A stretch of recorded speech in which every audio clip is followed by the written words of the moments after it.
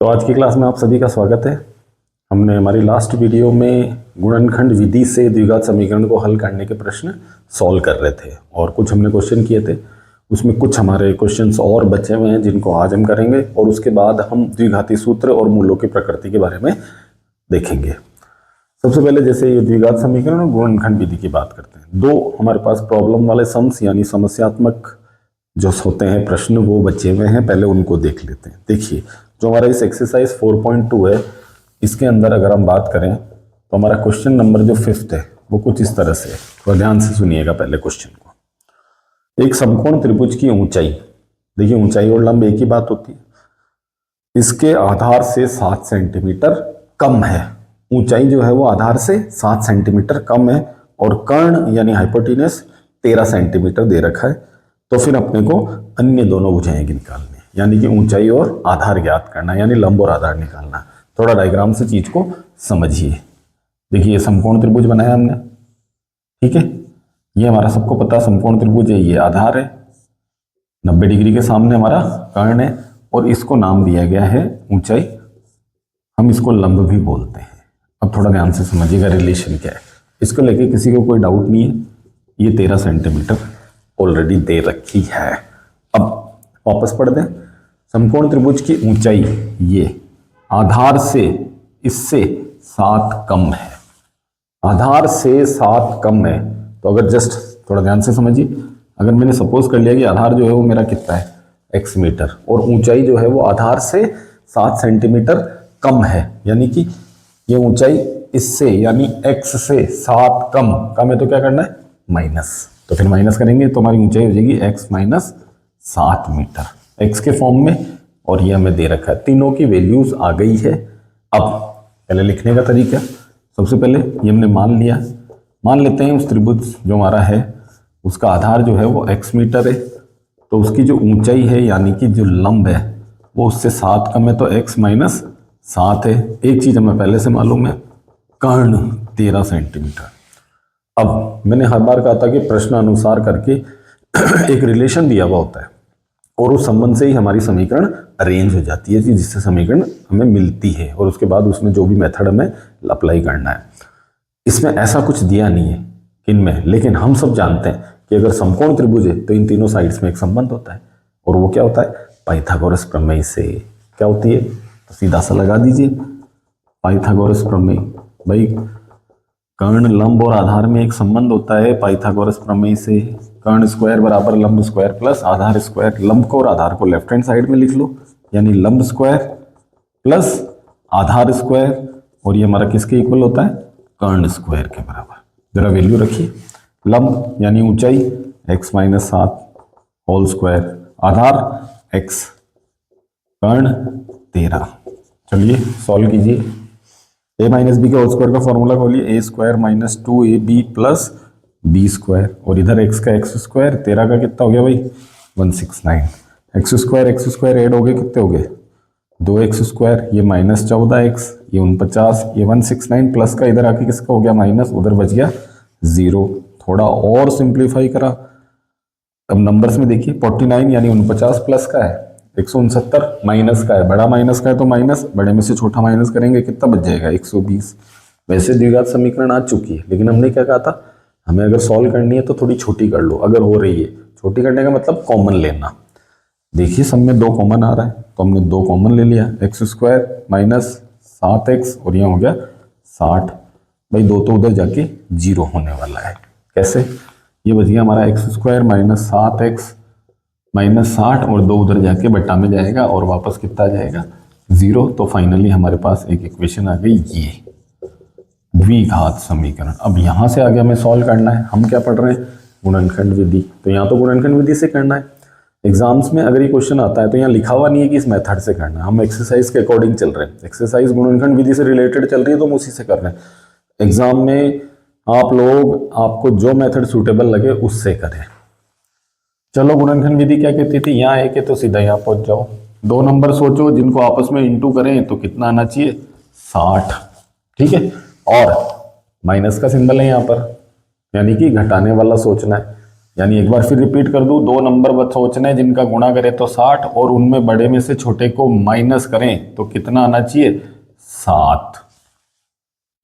दो नंबर गुणा करें तो 60, बड़े में से छोटे को माइनस करें तो 7, क्या 12 और 5, क्यों 12 इंटू 5 करो, 12 पंजे 60, 12 में से 5 गए तो 7।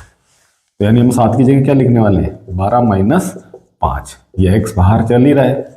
चलिए इक्वेशन को सॉल्व कीजिए। -12x से इंटू हुआ 12x, माइनस माइनस प्लस। देखिए चिन्हों का ध्यान रखना है, ये मैं बार बार बोल रहा हूं। दो दो के जोड़े बनाइए। x कॉमन लीजिए, यहाँ से x बचा -12, कितना कॉमन लिया 5, यहाँ x बचा 5 का भाग 60 में 12 बार। एक गुणनखंड ये आ गया, दूसरा हमारा ये आ गया। क्या करते थे बारी बारी से जीरो लेना है। x -12 को अगर जीरो लें तब तो x कितना आएगा 12, और अगर x + 5 को जीरो लें तो x कितना आएगा -5। देखिए इसके आगे मैंने क्या लिखा है अमान्य, नॉट वैलिड। क्यों, x क्या था भाई ऊंचाई, आधार हमारा x था ये, यानी कि एक लंबाई एक लेंथ है, और लेंथ कभी भी नेगेटिव नहीं हो सकती, इसलिए ये वाला जो हमारा आंसर है वो नॉट वैलिड, अमान्य हो गया। तो हमारा वैलिड आंसर कौन सा है 12।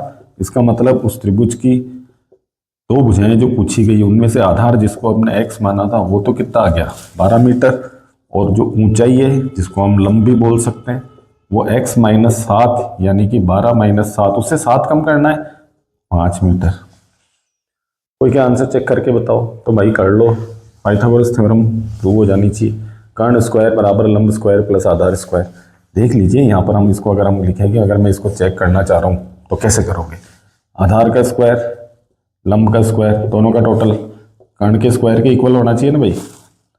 12 का 144, 5 का 25, 13 का स्क्वायर क्या होता है 169, जोड़ के देख लो दोनों तरफ क्या आ रहा है इक्वल। ये हमारा चेक हो गया है। ये सिर्फ चेक करने की बात है, ये हमें वहाँ करके नहीं दिखाना, ये हम हमारे लिए करेंगे कि मेरा आंसर 100% हम श्योर हो जाएंगे कि सही है। तो ये इस तरह से करना है। आधार से ऊंचाई 7 कम है, आधार को x माने वो x - 7 हो जाएगा। कारण पहले मालूम, तीनों में एक रिलेशन होता पाइथागोरस से, इससे आएगी एक समीकरण गुणनखंड विधि। दो आंसर, एक अमान्य है तो दूसरा x की वैल्यू आधार आ गई उससे 7 कम कर दो ऊंचाई आ गई। आंसर हमने चेक करके भी बता दिया है। ये इस तरह से है। तो ये हमारा पहला क्वेश्चन है गुणनखंड विधि का आज की इस वीडियो में। हालांकि हमने पहले गुणनखंड विधि के क्वेश्चंस कर लिए हैं। अभी हमारी एक्सरसाइज के हिसाब से देखें तो अब हमारे पास एक क्वेश्चन और है जो हमें यही गुणनखंड विधि से ही सॉल्व करना है। हालांकि मैं फिर कह रहा हूँ एग्जाम में प्रॉब्लम वाले सम्स में ऐसा कहीं लिखा हुआ आता नहीं है कि भाई ये वाला मेथड अप्लाई करो। वहां पर हमारी मर्जी है हम कौन सा मेथड अप्लाई करें। लिखा हुआ है जब तो आपकी मजबूरी है कि उसी से ही करना पड़ेगा, लेकिन अगर लिखा हुआ नहीं है तो किसी से भी कर लें। एक क्वेश्चन और है लास्ट हमारा 6th वाला, थोड़ा पढ़ने में लेंदी है लेकिन वैसे आसान है। क्वेश्चन क्या देखिए, एक कुटीर उद्योग एक दिन में कुछ बर्तनों का निर्माण करता है, कुछ बर्तन बना रहा है, कोई फैक्ट्री कोई भी छोटा मोटा है हमारा कारखाना। एक स्पेशल दिन यानी विशेष दिन ये देखा गया कि प्रत्येक नग की लागत, नग मतलब एक पीस होता है, जैसे एक पेन तो एक नग, ऐसे एक नग की लागत यानी एक बर्तन की कीमत या लागत उसको बनाने में जितना खर्च हो रहा है रुपयों में, क्या है उस दिन निर्माण किए गए बर्तनों की संख्या के दुगने से 3 अधिक है। यानी एक बर्तन की कीमत कितनी है, जितने उस दिन बर्तन बने उनकी जो संख्या है उसके दुगने यानी उसका डबल और उससे 3 अधिक है। और उस दिन टोटल लागत राशि सारे बर्तनों की मिलाकर 90 रुपए। तो बताओ कितने बर्तन है और हर बर्तन की यानी प्रत्येक नग की कीमत। थोड़ा ध्यान से समझिएगा। मान लेते हैं उस विशेष दिन की बात हो रही है तो हम उसी की बात कर लेते हैं। उस विशेष दिन बर्तन की जो संख्या है उसको हमने मान लिया है x। मान लो स्पेटेड x बने, मेरी बात ध्यान से सुनिएगा। तो इसका मतलब प्रत्येक नग यानी प्रत्येक बर्तन की लागत, उसकी कॉस्ट क्या दे रखी है अपने को, जितने बर्तन बनाए उसका दुगना, कितना हो गया भाई 2x, और उससे 3 अधिक। 3 क्या करेंगे अधिक है तो प्लस, ये है एक बर्तन की कीमत रुपयों में। अब हमें क्या दे रखी है, उस दिन जितने भी बर्तन बने उन सबकी टोटल कॉस्ट यानी लागत जो है वो 90 रुपए है। अब इसी से इक्वेशन बनने वाली है। अब इक्वेशन को थोड़ा ध्यान से सुनिएगा कैसे समझ में आएगी। ये 90 रुपये क्या हुआ, जितने बर्तन बने उन सबका मूल्य कैसे आता है, सोचिए जरा।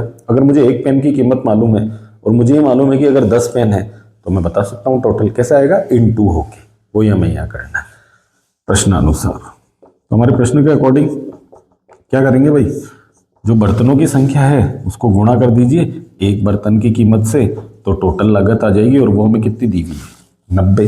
कीजिए, x को 2x से किया तो 2x², x को 3 से किया तो 3x, 90 इधर आके किसका हो गया, माइनस का, उधर बच गया 0। अब इक्वेशन ये छोटी नहीं होगी क्योंकि कुछ कॉमन नहीं, तो यही हमारी द्विघात समीकरण है। अब इसको सॉल्व करना है, गुणनखंड विधि से करना है। यहाँ पे पहले ये 2 90 से इंटू होने वाला भाई, यानी अब अपने को 2 नंबर ऐसे बताने हैं जिनको इंटू करने पर कितना आना चाहिए, 180।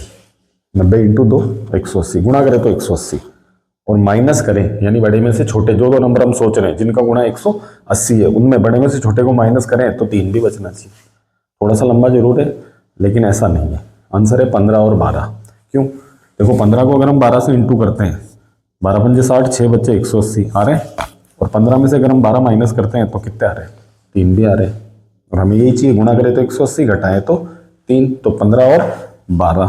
तो हम 3 की जगह क्या लिखने वाले हैं भाई, 15 माइनस 12 बना लीजिए। ब्रैकेट खोलो पहले तो, 15x माइनस 12x माइनस 90, ये बन गए 2 2 के जोड़े। चलो भाई पहले जोड़े में से देखो ध्यान से क्या कॉमन दिख रहा है, बोले केवल x, ठीक है, तो यहाँ 2x बचेगा, यहाँ से 15 माइनस कॉमन। दूसरे जोड़े में ध्यान से देखो क्या कॉमन है भाई, 6 कॉमन, तो वही आता है हाईएस्ट कॉमन जो होता है, 6 का भाग दोनों में जा रहा है अधिकतम, 6 दूनी 12, माइनस कॉमन लिया तो अंदर का साइन बदला, 6 का भाग 90 में कितनी बार, 15 बार, दोनों में सेम आएगा, वो पेयर हमारा ये हो गया और दूसरा हमारा ये हो गया। क्या करेंगे, बारी बारी से 0 ले लें। चलो भाई पहले तो इसको ले लो, अगर हम 2x प्लस 15 को 0 लें, 15 उधर जाके माइनस हो गया, तो x की वैल्यू कितनी आ गई, -15/2। अब देखिए मैंने इसके आगे फिर से क्या लिखा है, अमान्य, वजह बताएं, x क्या था, बर्तनों की संख्या। अब बर्तनों की संख्या माइनस में तो नहीं हो सकती या फिर बट्टा में भी नहीं हो सकती, बर्तन तो फिक्स होते हैं, है ना। तो ऐसा नहीं कोई कहते अरे आधा टूटा हो, ना ना ना, टूटा हो तो क्या, बर्तन तो काउंटिंग में वही होता है, चम्मच आधा है तो आधा चम्मच थोड़ी है, चम्मच तो काउंटिंग में होगा। लेकिन हम माइनस से भी समझ लो इसको, लेकिन दोनों ध्यान रखें, माइनस ना भी आए तब भी ध्यान रखिएगा, बटा में नहीं होगा, यानी कि ये हमारा अमान्य है। तो दूसरा कौन है, x-6। अगर x-6 को 0 लें तब तो x की वैल्यू कितनी आ गई, 6। ये वैलिड है हमारा आंसर। इसका मतलब उस दिन जो बर्तन बनाए गए उनकी संख्या जो हमने x मानी, कितने बर्तन बनाए, 6।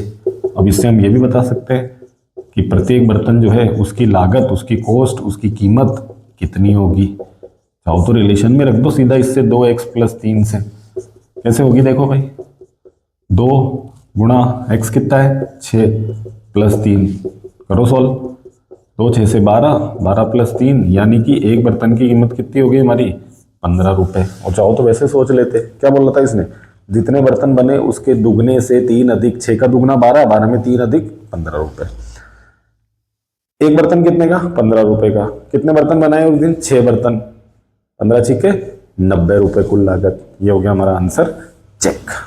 तो ये है हमारा गुणनखंड विधि से प्रश्न सॉल्व किया हमने। अब इसके बाद हमारे पास मूलों की प्रकृति से रिलेटेड क्वेश्चन आएंगे और साथ ही द्विघाती सूत्र की बात भी होगी, और कुछ स्पेशल जो हमारे एग्जाम्पल्स हैं हम उनके बारे में भी देखेंगे। तो चलिए जल्दी से करते हैं। अब गुणनखंड विधि में एक चीज ही है बस कि गुणनखंड में हमें ये जोड़े जो फैक्टर है ये सोचने आने चाहिए, और ऐसा कुछ नहीं, अभ्यास होता है, सबको आता है और आ जाता है, ऐसा कुछ भी नहीं है। हाँ द्विघाती सूत्र में ये है कि भाई मुझे स्पेशली बहुत ज्यादा ऐसा सोचना नहीं है सिवाय एक चीज के। ऐसा तो है नहीं कि द्विघाती सूत्र में सब कुछ आसानी से हो जाएगा, भाई द्विघाती सूत्र से भी करोगे तो उसमें एक चीज तो आएगी आएगी, वहां पर वर्गमूल तो निकालना ही पड़ेगा। तो इसलिए ऐसा तो बिल्कुल ना सोचे कि भाई अगर द्विघाती सूत्र से मैं सॉल्व करूंगा तो बहुत ज्यादा आसान ही पढ़ने वाला है। हाँ ठीक है, बहुत सारे लोगों को लगता है कि द्विघाती सूत्र से आसान पड़ता है तो वो कर लेने उसको। तो ये गुणनखंड विधि के बाद जो हमारी अगली चीज आ रही है वो हमारे पास है ये, एक तो मैं पहले बता दें हमारे पास द्विघाती सूत्र आने वाला है, और सेकंड चीज हमारे पास इसी में आने वाली है मूलों की प्रकृति। तो हम दोनों चीजों को ध्यान से देखें और समझिएगा। सबसे पहले द्विघाती सूत्र। भाई हमने ये देखा था द्विघाती, जो द्विघात हमारी समीकरण है उसका मानक रूप ये होता है, ठीक है। अब इसमें जो एक्स स्क्वायर का गुणांक है वो ए है, एक्स का गुणांक बी है और बचा हुआ सारा सी है। साइन का ध्यान रखिएगा, साइन सहित लिखना है। अब जब ए बी और सी की वैल्यू हमें पता हो जाती है और हो ही जाएगी इक्वेशन को देखकर, उसके बाद इन तीनों की हेल्प से एक फॉर्मूला जो है वो फॉर्म दिया गया है और उससे हम दोनों मूल यानी दोनों हल ज्ञात कर सकते हैं। वो है द्विघाती सूत्र और वो है ये, x की वैल्यू चाहिए इसलिए x इक्वल टू, सूत्र कुछ इस तरह से minus b plus minus root में आता है B square minus 4ac upon 2a।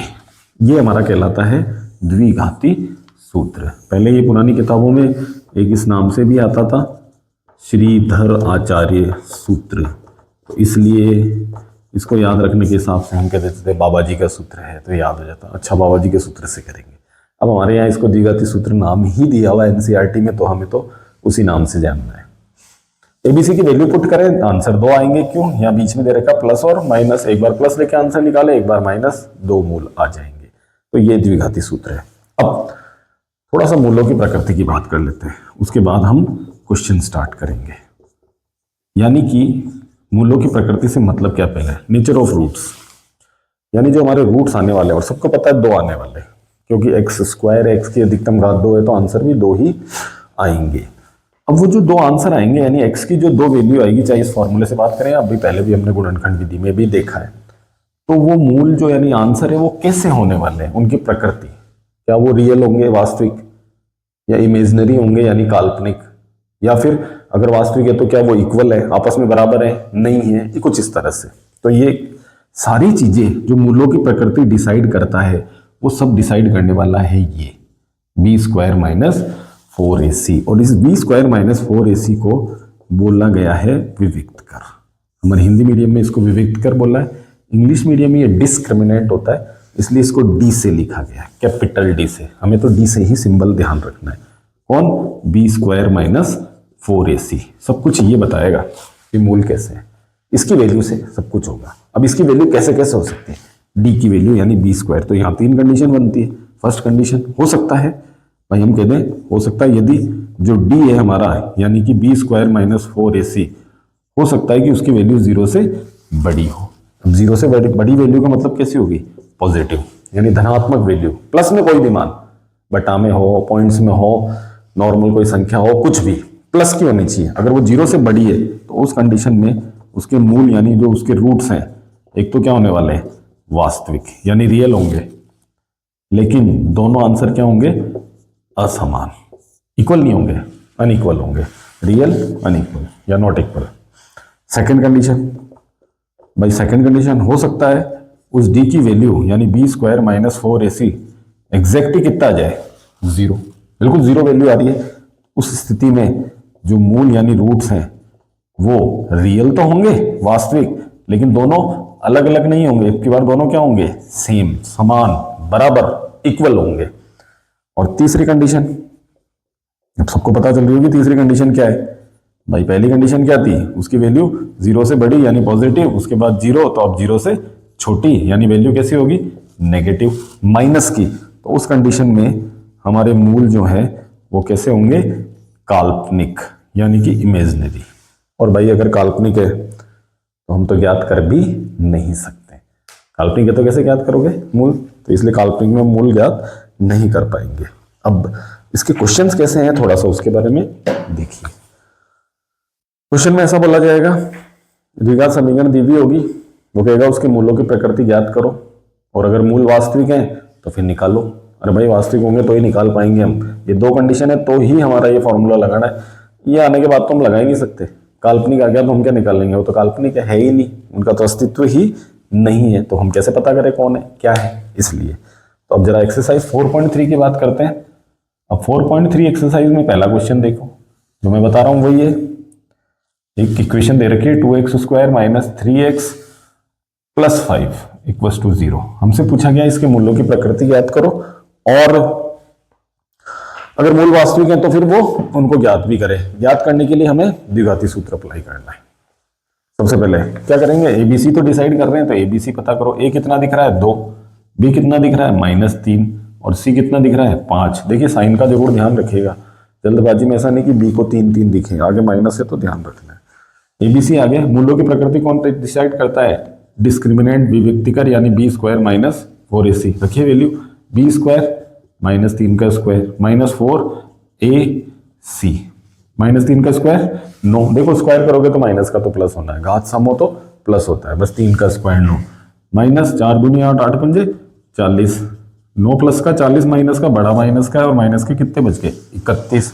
और से देखिए D B² - 4AC की वैल्यू माइनस के 31 आ रही है, ऋणात्मक, और माइनस में है तो फिर मूल कैसे होंगे, काल्पनिक। लिखने का तरीका क्या लिखोगे, चूंकि D यानी कि एक बार अभी देखो मैं पूरा लिख रहा हूँ D और B² - 4AC दोनों को ही, इसकी वैल्यू 0 से क्या है छोटी है, माइनस की है, तो फिर मूल कैसे होंगे, काल्पनिक। और देखो मूल अगर काल्पनिक है तो हम तो ज्ञात कर ही नहीं सकते, तो यहां हमें करना भी नहीं है।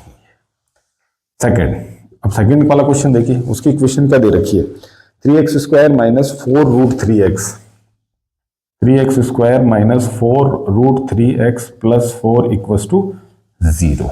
अब ये है, पहले देखें मूलों की प्रकृति। सबसे पहला काम ABC, A 3, B -4√3, C 4। चलो भाई D की वैल्यू निकालो, B² - 4AC से, B² यानी -4√3 और उसका स्क्वायर -4AC। सॉल्व करो, माइनस का तो प्लस हो जाएगा। देखो यहाँ स्क्वायर क्या होगा, 4 का तो 16 होने वाला है, 4 का स्क्वायर तो 16 और √3 का कितना होगा 3 होगा, रूट का स्क्वायर करने पे रूट से स्क्वायर कैंसिल। इधर 4 चौक 16 और 3 48। थोड़ा और सोल्व करें, ये भी 48 ये भी 48, कितना आ गया भाई 0। यानी कि यहाँ पर हमारा जो D है डिस्क्रिमिनेंट या विविक्तिकर, उसकी वैल्यू कितनी आ गई 0। और 0 है तो फिर कौन सी कंडीशन लग रही है, सेकंड वाली।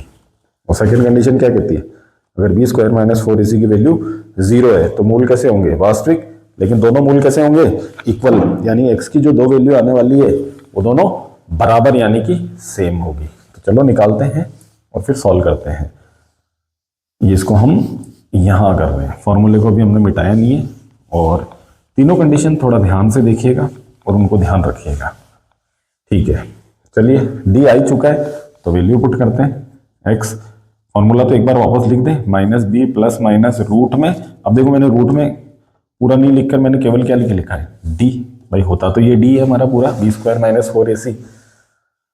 हाँ जी, -b की वैल्यू कितनी है -4√3 प्लस माइनस D हमने कितना निकाला है 0, 2a कितना है 3, थोड़ा और सॉल्व करें, माइनस प्लस 4√3 प्लस माइनस 0 और ये 6। अब दो आंसर कैसे आने वाले हैं भाई, एक बार प्लस लेना है एक बार माइनस, तो ऐसे लिख दे, पहले हम क्या लेने वाले हैं प्लस और सेकंड टाइम हम क्या लेने वाले हैं माइनस, ऐसे करना, तो दो आंसर आएंगे। x 4√3 + 0 / 6, भाई 0 प्लस होगा क्या फर्क पड़ता है, ये आएगा 2 से कैंसिल, तो हमारे x की वैल्यू कितनी आ गई 2√3 और बाई 3। चलो मैंने माइनस ले लो, 4√3 - 0 / 6, माइनस भी करोगे तो क्या आएगा, तो वही 2 से कैंसिल, यानी x की वैल्यू फिर कितनी आ रही है 2√3 और बटा में 3। तो हमारे जो दोनों आंसर आने वाले हैं दोनों क्या है समान। कंडीशन ही यही थी, विविक्तिकर D की वैल्यू अगर 0 हो तो फिर मूल वास्तविक तो होंगे, वास्तविक संख्या है बिल्कुल वास्तविक है, और समान होंगे, यानी दोनों आंसर सेम आएंगे। तो ये इस तरह से हो गए। अब हमारा एक और क्वेश्चन है, इसमें हम फट से वो भी तीसरा वाला भी कर लेते हैं। वही क्वेश्चन है, मूलों की प्रकृति है, मूल वास्तविक है तो आंसर निकालना है। और क्वेश्चन है हमारा 2x² - cx + 3, ये थर्ड क्वेश्चन है हमारा, ये फर्स्ट का। चलिए ABC देखिए, A 2 है, B -6 है, C 3 है। सबसे पहले हमने D निकाला ताकि हमें मूलों की प्रकृति पता हो जाए। B यानी -6 का स्क्वायर -4AC चलिए भाई, इसका तो कितना हो गया 36, 4 दूनी 8 8 3 24, यानी D की वैल्यू माइनस किया कितनी आ रही है 12, प्लस की वैल्यू आ रही है भाई, और प्लस की वैल्यू आ रही है तो क्या लिखोगे, क्योंकि जो D है वो ग्रेटर देन क्या है 0, 0 से बड़ा है, 0 से बड़ा यानी कि धनात्मक पॉजिटिव है, तो उस कंडीशन में हमारे मूल कैसे होने वाले हैं, वास्तविक तो होंगे रियल, लेकिन इस बार असमान यानी कि इक्वल नहीं है भाई, नॉट इक्वल। तो फिर अब वास्तविक है तो फिर आंसर निकालना है। ये रहा फॉर्मूला, डायरेक्ट वैल्यू पुट कर रहा हूँ, -b -6 plus minus root b square -4ac की वैल्यू हमने निकाल ली और वो कितनी आई हमारी 12, 2a एक ही जगह 2। थोड़ा सा सिंप्लीफाई कर रहे हैं, माइनस माइनस प्लस। देखो 12 की बात करें, 12 को हम क्या लिख सकते हैं, 4 तिये 12 और 4 का रूट कितना निकलेगा 2, तो ये आ गया 2√3, तो इसको हम लिख सकते हैं ये और 2 ये 4। एक बार प्लस ले लें, एक बार माइनस, 2 आंसर आ जाएंगे। कैसे भाई, प्लस ले लें तो 6 + 2√3 और ये क्या कॉमन आ रहा है, 2 कॉमन ले लो, यहाँ से बच गया 3, यहाँ से बच गया √3 और बटा में हमारा 4 है, 2 ने 4 को कितनी बार कट कर दिया, 2 बार, तो 3 + √3 बटा में 2 हमारा आंसर। अगर हम माइनस ले लें तो ये 6 - 2√3 हो जाएगा, बस इतना सही तो है। 2 कॉमन लिया तो ये 3 - √3 और बटा में 4, ये इसको कितनी बार, तो एक आंसर हमारा क्या होने वाला है 3 + √3 बटा 2, एक आंसर होने वाला है 3 - √3 बटा 2, दोनों अलग अलग है, वास्तविक है। तो ये हमने क्या देखा अभी, मूलों की प्रकृति और उसको द्विघात समीकरण से हल करना, कि मूल अगर वास्तविक है तो द्विघाती सूत्र भी लगाएं और उससे सॉल्व करें। तो ये है। इसके बाद कुछ स्पेशल क्वेश्चन है, जैसे वो कुछ मिसिंग के की वैल्यू वाले, उसमें हमें पहले से ये कंडीशन दिया होगा कि मूल कैसे हैं, और उसके बाद कोई एक नंबर ABC में से गायब होगा, उसकी जगह के कुछ भी अननोन नंबर हो सकता है, तो वो हमें पता करना। एक तो वो है, एक मार्क्स में क्वेश्चन आते हैं बोर्ड में, कुछ थोड़े प्रॉब्लम सम्स टाइप के दे रखे हैं, और हमारे 1-2 एग्जाम्पल हैं वो स्पेशली इम्पोर्टेंट हैं एग्जाम्स में आए हुए, तो उनको बहुत ध्यान से देखना, और वो हम हमारे नेक्स्ट वीडियो में सॉल्व करेंगे।